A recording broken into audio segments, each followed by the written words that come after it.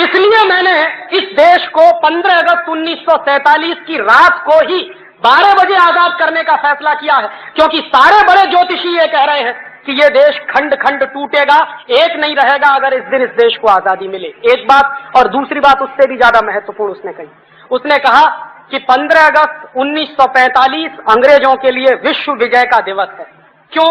क्योंकि 15 अगस्त 1945 को जापान की आर्मी ने अंग्रेजों के सामने सरेंडर किया था। क्यों किया था?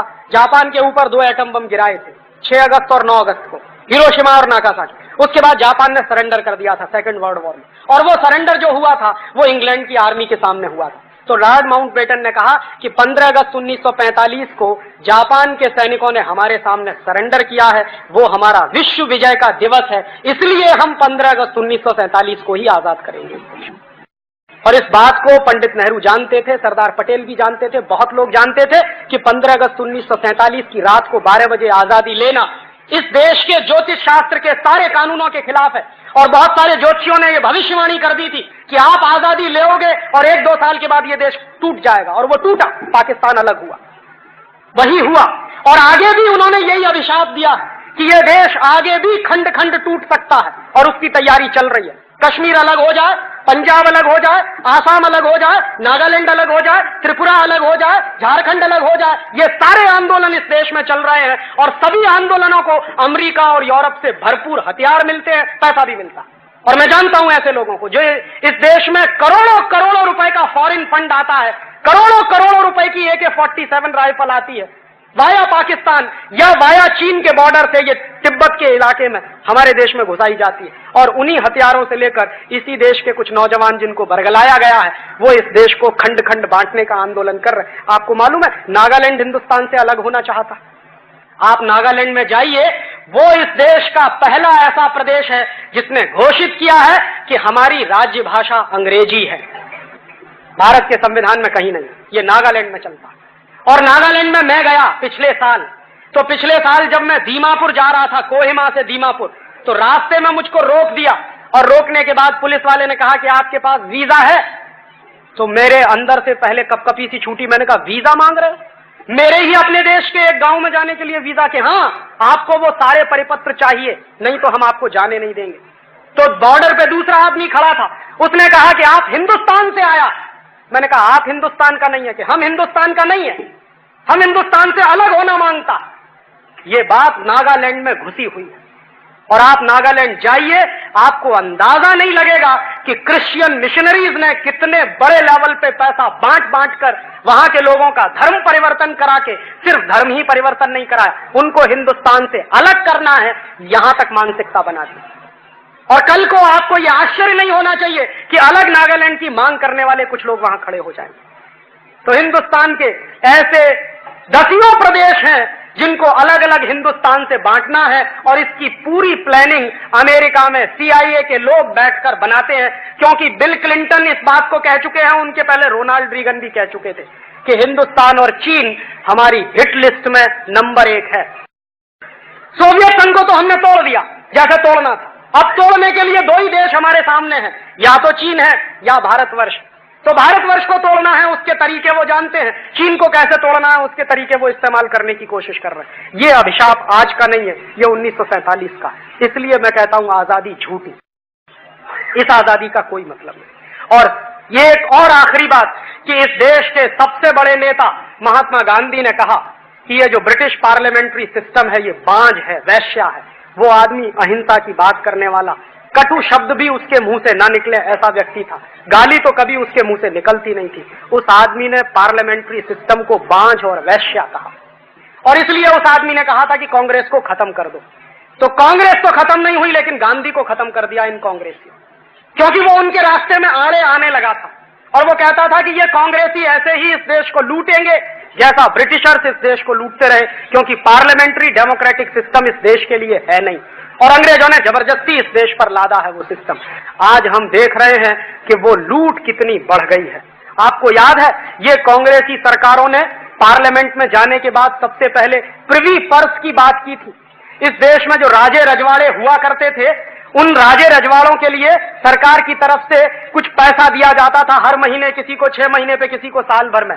तो ये सारे के सारे एमपीज, उस जमाने के कांग्रेस के एमपीज हल्ला करते थे पार्लियामेंट में कि राजे रजवाड़ों के शासन तो खत्म हो गए, तो ये फिर प्रिवी पर्स क्यों मिलता है इनको? तो एक झटके में इन सबने प्रिवी पर्स खत्म कर दिए। आज वही एमपीज क्या कहते हैं, हमारी तनख्वाह बढ़ाओ, हमारा टीए बढ़ाओ, हमारा डीए बढ़ाओ, हमारा एचआरए बढ़ाओ, हमारे अलाउंसेस बढ़ाओ, और पेट नहीं भरता, कितना खाते हैं आपको अंदाजा नहीं है। एक एक एमपी की तनख्वाह पर इस देश में प्रति व्यक्ति 2.5 लाख रुपए खर्च होता, आपकी जेब से, मेरी जेब से। और एक एक व्यक्ति से जो 2.5 लाख रुपया खर्च हो रहा है इस देश के एक एक राजे रजवाड़े को पालने के लिए।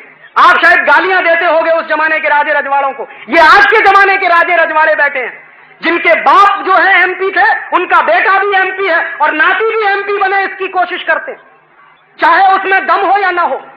माने राजे रजवाड़ों के खानदान में ऐसा चलता था कि बाप राजा है तो बेटा भी राजा।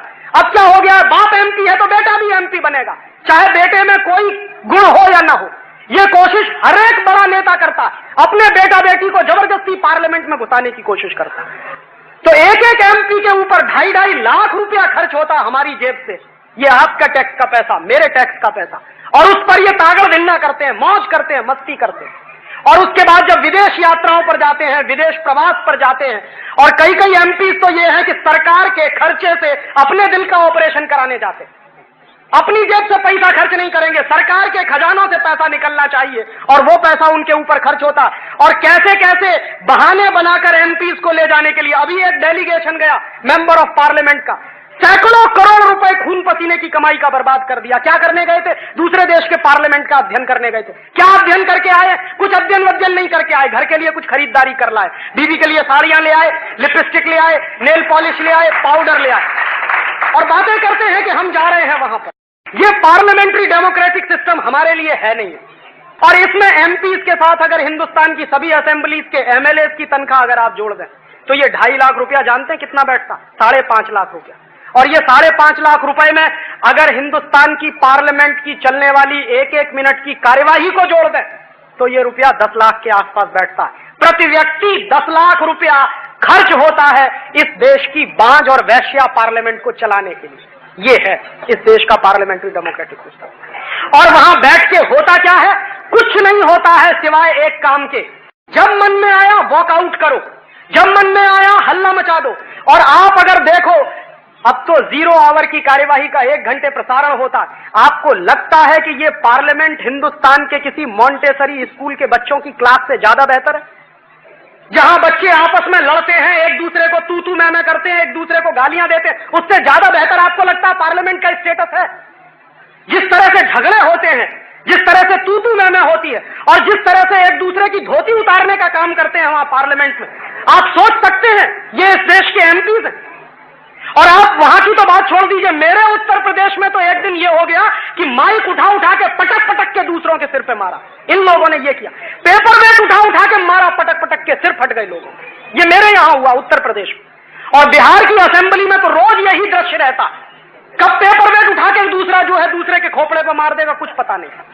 माने हम जो है लाखों रुपया, 10 लाख रुपया खर्च करते हैं एक एक एमपीज पर, और इस पार्लियामेंट की एक एक मिनट की प्रोसीडिंग्स पर। वो पार्लियामेंट हमको देता क्या? वो पार्लियामेंट सिवाय एक काम करने के कुछ नहीं कर रहा। देश बेचो और देश बेचो। India is on sale. Hindustan की आजादी के 50वें सालगिरह पर हमने हिंदुस्तान को बेचने के लिए खोल दिया। ऐसे इस देश की स्वर्ण जयंती मनाई जा रही है, आजादी। और ये समझौते पता है कैसे होते हैं? आपने कभी कभी देखा होगा टेलीविजन पे, हमारे प्रधानमंत्री दूसरे देश के प्रधानमंत्री से मुस्कुराते हुए हाथ मिलाते, वो एक फाइल उनके हाथ में पकड़ा देता, वो दूसरी फाइल उनके हाथ में पकड़ा देता, देश बिकने का समझौता हो जाता। फाइल में अंदर क्या लिखा हुआ है कभी खोलकर आपको नहीं दिखाया जाता, और बराबर मुस्कुराते हुए ये काम होता है। माने देश बेचेंगे तो मुस्कुराते हुए सारे काम होते हैं।